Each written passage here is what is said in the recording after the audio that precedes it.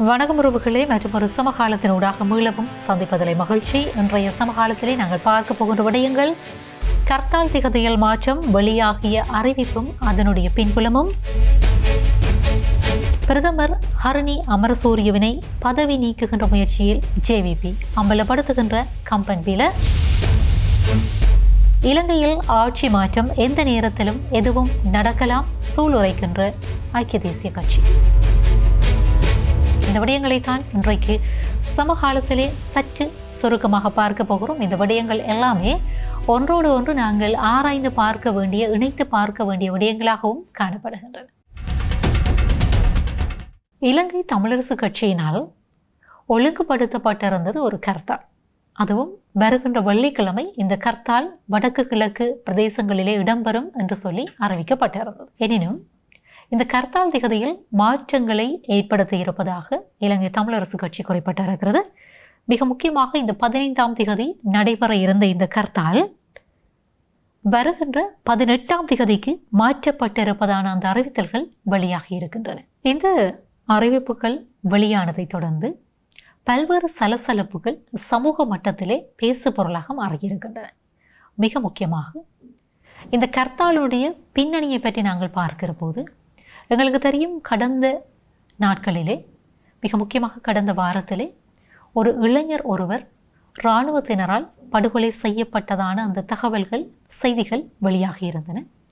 மிக முக்கியமாக முல்லைத்தீவினுடைய இந்த முத்தியன்கட்டு குளத்திற்குள்ளே அந்த இளைஞருடைய சடலம் மீட்கப்பட்டதாகவும் அந்த விவரங்கள் பேசு பொருளாக மாறியிருந்தன. குறித்த மரணமடைந்த இளைஞரும் அவரோடு இன்னும் சில இளைஞர்களுமாக இணைந்து அயலில் இருந்து அந்த இராணுவ முகாமிற்குள்ளே சென்றதாகவும், அந்த இராணுவ முகாம் அகற்றப்பட்டு கொண்டிருந்த போது அங்கே பழைய தகரங்களை தருவதாக குறிப்பிட்டு அவர்களை இராணுவத்தினர் அழைத்ததாகவும், இதன் காரணமாக தான் அந்த இராணுவத்தினருடைய அந்த சொற்களை கேட்டு இந்த இளைஞர்கள் இராணுவ முகாமிற்குள்ளே சென்றார்கள் என்று சொல்லியும், அங்கே இடம்பெற்ற ஒரு கைகலப்பின் காரணமாக இராணுவத்தினரால் கடுமையாக தாக்கப்பட்டு ஏனைய இளைஞர்கள் அந்த முகாமை விட்டு தப்பியோடி தங்களுடைய கிராமத்தை சென்றடைந்து விட்டதாகவும், அதே நேரத்தில் இந்த மரணமடைந்த இளைஞரை தேடிக்கொண்டிருந்ததாகவும், அவர் காணாமல் போயிருந்ததாகவும், பின்னர் அந்த குளத்திற்குள்ளே சடலமாக மீட்கப்பட்டதாகவும் அந்த செய்திகளை நாங்கள் அறிய முடிகிறது. இது செய்தி. இந்த விடயங்கள் வெளிப்பட்ட பிற்பாடு இந்த பின்புலத்தில் தான் வடகிழக்கு பிரதேசங்களிலே இராணுவத்தினருடைய அந்த அதிகமான பிரசன்னம் என்பது தேவையற்றது என்று சொல்லியும், அதை வெளியேற்ற வேண்டும் என்பதாகவும் அதனை அடிப்படையாக வைத்துதான் இந்த கர்த்தால் நாள் என்பது அறிவிக்கப்பட்டிருந்தது வருகின்ற வெள்ளிக்கிழமை. ஆனால் அது போடப்பட்டிருக்கின்றது 18ஆம் திகதிக்கு. இப்படி இருக்க இந்த சம்பவங்களை நாங்கள் சில அடிப்படையிலே பார்க்க வேண்டிய தேவையும் இருக்கிறது. ஒரு சம்பவம் நிகழ்கிறது, அதனை அடிப்படையாக வைத்துத்தான் இந்த கர்த்தால் அறிவிக்கப்பட்டிருக்கிறது. இந்த வடகிழக்கு பிரதேசங்களை பொறுத்த வரைக்கும் இந்த கர்த்தால்கள் என்பது கடந்த காலத்திலே நாங்கள் அனுபவித்து வந்திருக்கின்ற விடயங்கள். நிச்சயமாக எங்களுக்கு எதிராக நிகழ்த்தப்படுகிற அநீதிகளுக்கு எதிராக நாங்கள் குரல் எழுப்ப வேண்டும், அதில் மாற்று கருத்துக்கு இடமில்லை.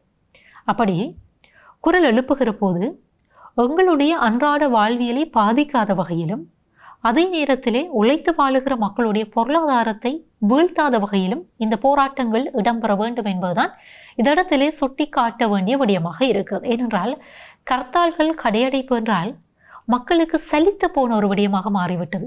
ஏனென்றால் இந்த கடையடைப்புகள் கர்த்தால்களின் மூலமாக நிகழ்த்தப்படுவது அநீதிக்கான குரல் என்கிற போதும் அது சாமானிய மக்களுடைய ஒரு நாள் வேதனத்தை அளிக்கிறது என்கிற உண்மையை நாங்கள் ஏற்றுக்கொள்ள வேண்டும். மாதாந்தம் சம்பளம் பெறுகிற ஊழியர்களுக்கோ அல்லது வியாபாரிகளுக்கோ அது தடையாக மாறாது.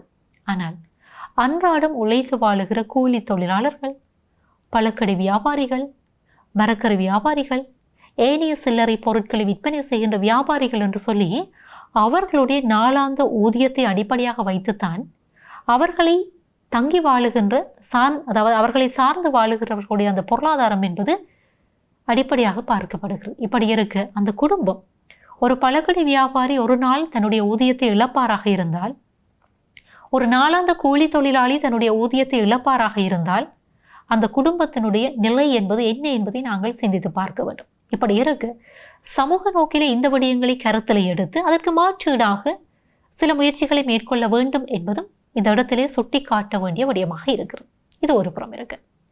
இன்னும் ஒரு புறத்திலே குறித்த முத்தியன்கட்டு குளத்திற்குள்ளே சடலமாக மீட்கப்பட்ட இளைஞருடைய அந்த குடும்பத்திற்கு அந்த இழப்பு என்பது ஈடு செய்ய முடியாத இழப்பு, அதிலே மாற்று கருத்துக்கு இடமில்லை. தமிழ் இளைஞர்கள் அன்னை காலமாக இந்த ஆயுதப்படைகளோடு நெருக்கமான தொடர்புகளை சில இளைஞர்கள் பேணி வருகிறார்கள் என்கிற அந்த வேதனையான விடயத்தை இந்த இடத்திலே நாங்கள் சுட்டி காட்ட வேண்டும்.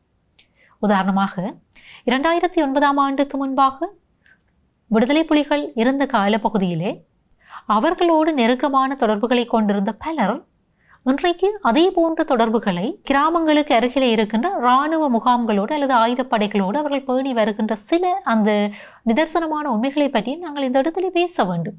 இதற்காக இப்படியான தொடர்புகள், இந்த தொடர்புகள் என்பது இப்படியான விளைவுகளை தான் ஏற்படுத்தும் என்பதற்கு முத்தியன்கட்டு சம்பவம் ஒரு உதாரணமாக பதிவாகி இருக்கிறது. இப்படி நான் இந்த இடத்திலே குறிப்பிடுகிற போது நீங்கள் நினைக்கக்கூடும் இனங்களுக்கு இடையிலே முரண்பாடுகளை ஏற்படுத்துகின்ற வகையிலே நான் இங்கே உரையாடுகிறேன் அல்லது பேசுகிறேன் என்று சொல்லி நீங்கள் கதைக்கலாம் அல்லது நினைக்கலாம். ஆனால் சாமானிய சிங்கள மக்களோடு ஏற்படுத்தி கொள்ளுகிற உறவு நிலை என்பது வேறு, ஆயுதப்படைகளோடு ஏற்படுத்துகின்ற உறவு நிலை என்பது வேறு. இந்த புரிதல் என்பது இன்றைக்கும் எங்களுக்கு அவசியமான ஒன்றாக இருக்கிறது. சொல்லுவார்கள் அந்த கூடா நட்பு என்பது கேடாகத்தான் முடியும். அப்படியாகத்தான் இந்த உறவு நிலைகள் தமிழ் இளைஞர் யுவதிகளை ஒரு கேடான் நிலைக்கு இட்டு செல்லும் என்பதிலே மாற்று கருத்துக்கு இடமில்லை. இப்படி இருக்க இந்த விடயம் தொடர்பாக இன்னும் ஒரு விடயம் பேசப்படுகிறது. அவர்கள் அந்த பழைய தகரங்களை பெறுவதற்காக அங்கே சென்றார்கள், அதன் காரணமாக அங்கே கைகளை எழுந்தது என்று சொல்லி பேசப்படுகிறது. இன்னும் ஒரு விடயம் சமூகத்திலே பேசப்படுகிறது. அங்கே சென்ற இளைஞர்கள் அங்கிருந்த இராணுவத்தினரால் வழங்கப்படுகின்ற அந்த இரும்பு பொருட்களை எடுத்து சென்று விற்பனை செய்த பிற்பாடு அந்த பணத்திற்கு போதைப் பொருட்களை வாங்கி இராணுவத்தினருக்கு கொடுத்ததான சில தகவல்களும் சமூக வழியிலே பேசப்படுகின்றன. இந்த விடயம் நாங்கள் அது உண்மை பொய் என்பதற்கு அப்பாலே இப்படியான சம்பவங்கள் பேசப்படுகிற போது இவை தொடர்பாக கவனத்தினை குவிக்க வேண்டியது ஊடகங்கள் மட்டுமல்ல, சமூக நலன் விரும்பிகள், அது மட்டுமல்ல இந்த அரசியல் தலைவர்களுடைய ஒரு தேவையாகவும் அது இருக்கிறது. அவர்களும் இந்த விடயங்களிலே கவனத்தினை குவிக்க வேண்டும். இப்படி இருக்க இந்த போதைப்பொருள் இந்த வடகிழக்கு மாகாணங்களுக்குள்ளே மிக முக்கியமாக இந்த தமிழ் பேசுகிற மக்கள் வாழ்ந்து வருகிற பிரதேசங்களுக்குள்ளே இன்றைக்கு போதைப் பொருளுடைய ஆக்கிரமிப்பு என்பது அதிகமாக இருக்கிறது. எப்படி இந்த போதைப்பொருள் உள்ளே வருகிறது? நாங்கள் இராணுவத்தினரை குற்றம் சாட்டுகிறோம், அங்கே போலீசாரனை குற்றம் சாட்டுகிறோம். அப்படியானால் எங்களுடைய சமூகத்திற்குள்ளே இந்த போதைப் பொருளுக்கான கேள்வி என்பது அதிகமாக இருக்கிறது. சொல்லுவார்கள் இந்த பொருளாதாரத்திலே அங்கே சப்ளை அதிகமாக இருக்கிறது என்றால் அங்கே டிமாண்ட் அதிகமாக இருக்கிறது, கேள்வி அதிகமாக இருக்கிற போதுதான் அங்கே வழங்குகிற அந்த தன்மையும் வந்து அதிகமாக இருக்கும். அப்படியானால் எங்களுடைய சமூகத்திலே இளைஞர் யுவதிகளுக்கு இடையிலே இந்த போதைப்பொருள் பழக்கம் என்பது அன்றைக்கு தொற்றிக் கொண்டிருக்கிறது. அதற்கான கேள்வி அதிகரித்திருக்கிறது. அந்த கேள்விக்கான வரவு என்பதும் அல்லது அங்கே கொடுக்கப்படுகின்ற அந்த பொருட்களுடைய அந்த வீதம் என்பதும் அதிகரித்திருக்கிறது. அப்படியானால் இத்தனை ஆயுதப்படைகள் இருக்கிற போது எப்படி அவர்களை தாண்டி இத்தனை பாதுகாப்புகளை தாண்டி இங்கே இந்த போதைப் பொருள் எடுத்து வரப்படுகிறது? இதற்கென இருக்கக்கூடிய அந்த வியாபாரிகள் யார் என்கிற கேள்வியும் கேட்கப்பட வேண்டியதாக இருக்கிறது. உண்மையிலே உரையாடுகிற போது பயங்கரமான ஒரு விடயமாகத்தான் இது பார்க்கப்படுகிறது. இவை தொடர்பாக உரையாடப்படுகிற போது உரையாடுகிறவர்கள் சுட்டி காட்டுகின்ற அல்லது அவர்களை குறிவைக்கின்ற தன்மைகளும் இந்த மண்ணிலே இல்லாமல் இல்லை. இப்படி இருக்கிற போது இந்த விடயம் தொடர்பாக அரசியல் தலைவர்கள் ஆற்ற வேண்டிய பணி என்ன? இதற்கு எதிராக இங்கே போதைப்பொருள், அது மட்டுமன்றி இந்த குடிபான வகைகள், இப்படியான விடயங்கள் எப்படி கொண்டு வரப்படுகின்றன? யார் யாருக்கு இது தொடர்பான அந்த உரிமங்கள் காணப்படுகின்றன? இந்த விடயங்கள் தொடர்பாகவும் அரசியல் தலைவர்கள் வெளிப்படுத்துங்கள் என்பதோடு நின்று விடாமல் நீங்கள் வழியிலே கொண்டு வாருங்கள், அதற்கான முயற்சிகளை மேற்கொள்ளுங்கள், மக்களின் முன்பாக இந்த விடயங்களை சமர்ப்பியுங்கள். மக்கள் தீர்மானித்துக் கொள்வார்கள். அடுத்த தேர்தலில் யாருக்கு வாக்களிக்க வேண்டும், என்ன விடயங்களை மேற்கொள்ள வேண்டும் என்பது தொடர்பாக மக்கள் தங்களுடைய ஆணைகளை வழங்குவதற்கு அவர்கள் தயாராக இருப்பார்களாகவே இந்த விடயம் தொடர்பாகவும் கவனத்தினை குவிக்க வேண்டியதாக இருக்கிறது. இந்த விடயம் ஒரு புறம் இருக்கு, இன்னும் ஒரு விடயம் பேச வேண்டிய விடயமாக மாறியிருக்கிறது. பிரதமர் ஹரணி அமரசூரிய அவர்களை பதவி நீக்கம் செய்வதான சில தகவல்கள் அண்மைய நாட்களாக வடக்கு கிழக்கு மட்டுமல்ல தெற்கு ஊடகங்களெங்கிலும் பேசு பொருளாக மாறியிருக்கின்றன. இந்த விடயம் தொடர்பாக முன்னாள் நாடாளுமன்ற உறுப்பினர் உதய கம்பன்பில தெரிவிக்கிற போது அவர் ஒரு விடயத்தை குறிப்பிட்டிருக்கிறார். இந்த தேசிய மக்கள் சக்தி அரசாங்கம் இப்படியான சில அழுத்தங்களை கொடுக்கிறது, அதன் மூலமாக பிரதமர் ஹரணி அமரசூரிய அவர்களை தானாகவே பதவி விலகுவதற்கான அந்த ஏது நிலைகளை ஏற்படுத்துகிறது. அதற்கு பிற்பாடு விமல் ரத்நாயக்க அவர்களை பிரதமராக பதவி ஏற்பதற்கான அல்லது அவரை பிரதமர் ஆக்குவதற்கான முயற்சிகளில் ஈடுபடுகிறது என்று சொல்லி குற்றம் சுமத்தி இருக்கிறார். அதே நேரத்தில் தன்னுடைய அந்த காரியாலயத்திலே இடம்பெற்ற ஊடக சந்திப்பில் இந்த விடயங்கள் தொடர்பாக பேசுகிற போது இன்னும் ஒரு விடயத்தையும் குறிப்பிட்டிருக்கிறார். பிரதமர் நாடாளுமன்றத்திலே குறிப்பிடப்படுகின்ற ஏதாவது ஒரு விடயத்திலே தவறு இருக்குமாக இருந்தால் பிரதமர் அதை திருத்திக் கொள்ள வேண்டும், அல்லது ஜனாதிபதி இது தொடர்பாக உரையாடி அந்த திருத்தங்களை மேற்கொள்ள வேண்டும். மாறாக இந்த பிரதமருடைய கருத்துக்களை விமர்சிப்பதற்கு யாருக்கும் உரிமை இல்லை. அப்படி இருக்க அமைச்சர் வசந்த சமரசிங்க மக்கள் மத்தியிலே பிரதமரை மலினப்படுத்த இருக்கிறார் என்று சொல்லி அவர் குறிப்பிட்டிருக்கிறார். அதே நேரத்திலே இன்னும் ஒரு விடயத்தையும் அவர் குறிப்பிட்டிருக்கிறார். பிரதமர் ஹரணி அமரசூரியவை பதவி நீக்கிவிட்டு மக்கள் விடுதலை முன்னணியினுடைய உறுப்பினர் பிமல் ரத்நாயக்கவை நீங்கள் பிரதமராக ஆக்கலாம், அதற்கான முயற்சியிலே நீங்கள் ஈடுபடலாம். ஆனால் அப்படி ஆக்குவதற்கான அந்த ஒரு கலந்துரையாடலில் ஜனாதிபதியும் கலந்து கொண்டிருக்கிறார். அதே நேரத்திலே ஜனாதிபதி அந்த கலந்துரையாடலிலே பிரதமரை, அதாவது ஹரணி அமரசூரியவினை பதவியிலிருந்து நீக்காமல் இருப்பதற்கான சில காரியங்கள் அல்லது காரணங்களை அவர் குறிப்பிட்டிருக்கிறார். மிக முக்கியமாக அரசாங்கத்தினுடைய வாக்கு வங்கியில் பெரும்பாலானவை NPP-க்குரியது, அதாவது தேசிய மக்கள் சக்திக்குரியதாக காணப்படுகிறது. அதே நேரத்திலே தேசிய மக்கள் சக்தியினுடைய தலைவராக பிரதமர் ஹரணி அமரசூரிய தான் காணப்படுகிறார். அது மட்டுமன்றி மேற்குலக நாடுகளுடைய தூதுவராகவும் அரசாங்கத்தினுடைய பிரபுக்கள் அந்த வகுப்பினருடைய பிரதிநிதியாகவும் பிரதமர் காணப்படுகிறார். அரசாங்கத்தை சர்வதேச மட்டத்திலே பிரதிநிதித்துவப்படுத்துகின்ற ஒரு பிரதிநிதியாக, அதாவது இந்த பிரதமர் பார்க்கப்படுகிறார். அதே நேரத்திலே பாலின சமத்துவத்தினுடைய பிரதிநிதியாகவும் இவர் காணப்படுகிறார் பிரதமர். அப்படி இருக்கிற போது அவரை பதவியிலிருந்து நீக்க முடியாது என்று சொல்லி ஜனாதிபதி முக்கியமான காரணங்களை சுட்டி காட்டியிருக்கிறார் என்று சொல்லி கம்பென்பேல தெரிவித்திருக்கிறார். அதே நேரத்திலே ஜனாதிபதியினுடைய இந்த தீர்மானத்தினால் தேசிய மக்கள் சக்தியினர் அதிருப்தி அடைந்திருக்கலாம் என்கிற ஒரு கருத்தையும் அவர் சுட்டி காட்டியிருக்கிறார். மக்கள் மத்தியிலே தவறான கருத்துக்களை பிரதமர் தொடர்பாக இவர்கள் ஏற்படுத்தி இருக்கிறார்கள். அதுவும் இப்படியான கருத்துக்களை வெளிப்படுத்தி, மிக முக்கியமாக அமைச்சர் வசந்த சமரசிங்க குறிப்பிடுகிற போது இந்த கருத்துக்கள் மூலமாக பிரதமரை மக்கள் மத்தியிலே மலினப்படுத்த இருக்கிறார் என்கிற விடயத்தை அவர் குறிப்பிட்டிருக்கிறார். இப்படி அவர் குறிப்பிடுகிற போது அவருக்கு எதிர்கருத்து குறிப்பிடுகிற வகையிலே தேசிய மக்கள் சக்தி அரசாங்கத்தினுடைய அமைச்சர் ஒருவர், மிக முக்கியமாக நாடாளுமன்ற உறுப்பினர் திலின சமரகோன் இந்த விடயத்தை குறிப்பிட்டிருக்கிறார். அவர் எப்படி குறிப்பிட்டிருக்கிறார் என்றால், தேசிய மக்கள் சக்தி அரசாங்கத்திலே எந்த விதமான பிளவுகளும் இல்லை. இந்த உதய கம்பெனில எப்பொழுது தேசிய மக்கள் சக்தியினுடைய பிரச்சார ஒருவராக அல்லது அந்த தேசிய மக்கள் சக்தியினுடைய கருத்துக்களை பகிர்ந்து கொள்ளுகிற ஒருவராக அவர் எப்படி வந்தார் என்று சொல்லி தேசிய மக்கள் சக்தி கேள்விகளை எழுப்பியிருக்கிறார். அதாவது உதய கம்பெனில தேசிய மக்கள் சக்தி தொடர்பாக உரையாடுவதற்கு உரியவர் அல்ல என்பதை தேசிய மக்கள் சக்தி வெளிப்படுத்தி இருக்கிறது.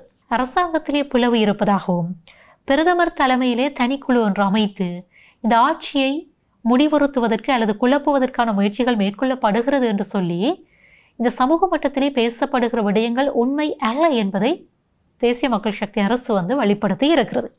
மஹிந்த ராஜபக்ஷவினுடைய இளைய மகன் ரோசித ராஜபக்ஷவினால் வெளியிடப்பட்ட அந்த ராக்கெட் விவகாரம் தொடர்பாக பிரதமர் அவையிலே குறிப்பிடுகிற போது இந்த அரசினால் எதுவிதமான பணத்தொகையும் வழங்கப்படவில்லை என்கிற ஒரு கருத்தை அவர் குறிப்பிட்டிருந்தார். ஆகவே அவர் குறிப்பிட்ட அந்த கருத்துக்கள் தொடர்பாகத்தான் இந்த சர்ச்சைகள் எழுந்திருந்தன என்பது எங்களுக்கு தெரியும். ஆகவே இந்த பிரதமருடைய கருத்தின் காரணமாக தேசிய மக்கள் சக்தி அரசாங்கத்திற்குள்ளே பிளவுகள் எழுந்திருக்கின்றன என்கிற அந்த கருத்து என்பது முற்றிலுமாக நிராகரிக்கப்பட வேண்டிய கருத்து என்பதை தேசிய மக்கள் சக்தி அரசு சுட்டி காட்டியிருக்கிறது. அவரை பதவியிலிருந்து நீக்கிவிட்டு பிமல் ரத்நாயக்கவை பிரதமராக ஆக்குவதற்கான முயற்சிகள் மேற்கொள்ளப்படுகின்றன என்கிற அந்த கருத்தையும் முற்றாக நிராகரித்திருக்கிறார்கள் என்பதும் இந்த இடத்திலே சுட்டி காட்டப்பட வேண்டிய விடயமாக இருக்கிறது. தேசிய மக்கள் சக்தியினுடைய ஊடக பேச்சாளராக யாருக்கும் அந்த பதவி வழங்கப்படவில்லை. அதாவது எதிர்க்கட்சிகளுக்கோ அல்லது ஏனைய உறுப்பினர்கள், தேசிய மக்கள் சக்தி சாராத யாருக்கும் இந்த விடயங்கள் வழங்கப்படவில்லை என்பதையும் அவர்கள் சுட்டிக்காட்டி இருக்கிறார்கள். அரசியல் தரப்பிலே தேசிய மக்கள் சக்தி அரசாங்கம் தொடர்பில் இந்த பல்வேறு விதமான விமர்சனங்கள் முன்வைக்கப்பட்டு வருகின்றன. சமூக மட்டத்திலே மக்கள் தொடர்பிலே முன்வைக்கப்படுகின்ற இந்த விமர்சனங்களுக்குள்ளே சில சாதகமான பாதகமான விடயங்களையும் நாங்கள் பார்ப்பதற்கு தவறக்கூடாது. முக்கியமாக ஒருவர் நல்ல காரியங்களை ஆற்றுகிற போது அது தொடர்பாக நாங்கள் உரையாட வேண்டியது காலத்தினுடைய தேவையாகத்தான் இருக்கிற. ஒரு நெற்காரியங்கள் நிகழ்கிற போது அதை ஏற்றுக்கொள்ளக்கூடிய மனநிலை என்பதும் உங்களிடத்தில் தேவை. இப்படி இருக்கு இந்த தேசிய மக்கள் சக்தி அரசை பொறுத்த வரைக்கும் நாட்டை திருடாத ஊழலற்ற ஒரு அரசாக அவர்கள் செயற்படுகிறார்கள் என்பது சிங்கள மக்கள் மத்தியிலும் ஏற்றுக்கொள்ளப்பட்ட ஒரு விடயமாகத்தான் இருக்கிறது. ஆனால் கடந்த கால அரசுகளோடு ஒப்பிடுகிற போது இவர்கள் மிகவும் மந்தகதியிலே செயற்படுகிறார்கள் என்பதும் இந்த இடத்திலே சுட்டி காட்ட வேண்டிய விடயமாக இருக்கிறது. அதற்கும் சில காரணங்கள் குறிப்பிடப்படுகிறது. இந்த நாடு ஒன்றுமே இல்லாமல் ஒரு வங்குரோத் நிலைக்கு சென்று கொண்டிருந்த ஒரு காலப்பகுதியில் ரணில் விக்ரமசிங்க ஆட்சிக்கு வந்து தேர்தலை நடாத்தினார். அதன் காரணமாகத்தான் தேசிய மக்கள் சக்தி அரசு கூட இன்றைக்கு ஆட்சியை கைப்பற்றிய ஆட்சியில் இருக்கிறது. அப்படி இருந்த போதும் இந்த நாட்டை கொண்டு செல்லுவதற்கு சில சுமூகமான சந்தர்ப்பங்களை ஏற்படுத்த வேண்டிய தேவையும் இந்த அரசுக்கு இருக்கிறது என்பதையும் அவர்கள் சுட்டிக்காட்டுகிறார்கள். இந்த இடத்திலே ஐக்கிய தேசிய கட்சி ஒரு விடயத்தை குறிப்பிட்டிருக்கிறது. தங்களுடைய தலைவர் ரணில் விக்ரமசிங்க அவர்தான் இந்த நாட்டிலே காணப்படுகின்ற பிரச்சனைகளை தீர்ப்பதற்குரிய ஒரே ஒரு தலைவர் என்று சொல்லியும், ஆனால் அதன் காரணமாகத்தான் அவர் இலக்கு வைக்கப்பட்டு ஆட்சியிலிருந்து வெளியேற்றப்பட்டார் என்று சொல்லியும், அது எப்படி இருந்தாலும் அவரால் தான் இந்த நாட்டில் இருக்கக்கூடிய பிரச்சனைகளை தீர்க்க முடியும் என்று சொல்லியும் தேசிய மக்கள் சக்திக்கு எதிராக சில கருத்துக்களை குறிப்பிடுகிற போது ஐக்கிய தேசிய கட்சி குறிப்பிட்டிருக்கிறது. மிக முக்கியமாக நாடாளுமன்றத்திலே பெரும்பான்மை பலம் ஊடாக மாற்றங்கள் நிகழ்த்தப்படுமாக இருந்தால் சில வேளைகளில் இந்த அரசிலும் ஆட்சியிலும் மாற்றங்கள் நிகழலாம் என்று சொல்லி தேசிய மக்கள் சக்தியினுடைய அந்த கருத்துக்களுக்கு எதிராக கருத்து தெரிவிக்கிற போது ஐக்கிய தேசிய கட்சியினுடைய பொதுச் செயலாளர் தலதா அத்துக்கோரலை தெரிவித்திருக்கிறார். அப்படியான ஒரு மாற்றத்திற்கு தான் தாங்கள் காத்து கொண்டிருப்பதாகவும், அப்படியான மாற்றங்கள் நிகழுகிற போது ஆட்சி மாற்றம் நிகழும் என்று சொல்லியும், அந்த மாற்றம் நிகழுகிற போது அவை தொடர்பான விடயங்களை தாங்கள் பேசுவதற்கு தயாராக இருப்பதாகவும் அவர் குறிப்பிட்டிருக்கிறார். அதே நேரத்தில் ஐக்கிய தேசிய கட்சியினுடைய அந்த முயற்சி என்பது ஆட்சி மாற்றத்தை ஏற்படுத்துவதுதான். அதற்காகத்தான் அவர்கள் தனியாகவும் கூட்டாகவும் செயற்பட்டு வருகிறார்கள் என்று சொல்லி அவர் வெளிப்படையாகவே தெரிவித்திருக்கிறார். அதே நேரத்தில் ஜனாதிபதி தற்பொழுது ஆட்சியில் இருக்கக்கூடிய ஜனாதிபதி அனுரகுமார் திசாநாயக்க ஆட்சிக்கு ஒரு வருடம் தான் ஆகிறது. இந்த ஒரு வருடத்திற்குள்ளே அரசாங்கத்திற்குள்ளே பிளவுகள் எழுந்திருக்கிறது. இந்த பிளவுகளை பயன்படுத்தி நாங்கள் சில வேளை ஆட்சிகளை பிடிக்கலாம் என்கிற ஒரு கருத்தையும் அவர் ஐக்கிய தேசிய கட்சி சார்பாக குறிப்பிட்டிருக்கிறார். இந்த ரணில் விக்ரமசிங்க அவர்கள் நாட்டை பொறுப்பேற்றால் இந்த நாட்டில் இருக்கக்கூடிய பிரச்சனைகள் தீரும் என்று சொல்லியும் அவர் குறிப்பிட்டிருக்கிறார். அதே நேரத்தில் இன்னும் ஒரு விடயத்தையும் குறிப்பிட்டிருக்கிறார். இந்த நாடு பொருளாதார சிக்கல்களை எதிர்கொண்டு கொண்டிருந்த காலப்பகுதியில் ரணில் விக்ரமசிங்க ஆட்சியை கைப்பற்றி அந்த ஆட்சியை பொறுப்பேற்று இந்த நாட்டை ஓரளவுக்கு சுமூகமான நிலைக்கு இட்டு சென்றார். அவர் தேர்தலை நடாத்தினார். அதன் காரணமாகத்தான் இன்றைய அரசும் ஆட்சியில் இருக்கிறது என்று சொல்லி அவர்கள் குறிப்பிட்டிருக்கிறார்கள். இது எப்படி இருந்தாலும் ஆட்சி மாற்றம் ஒன்றை தாங்கள் எதிர்பார்த்து இருப்பதாகவும் சுட்டிக்காட்டியிருக்கிறார்கள். இவைதான் இன்றைய சமகாலத்திலே பேசப்படுகின்ற விடயங்களாக இருக்கின்றன. சந்திக்கலாம் மற்றும் ஒரு சமகாலத்தில்.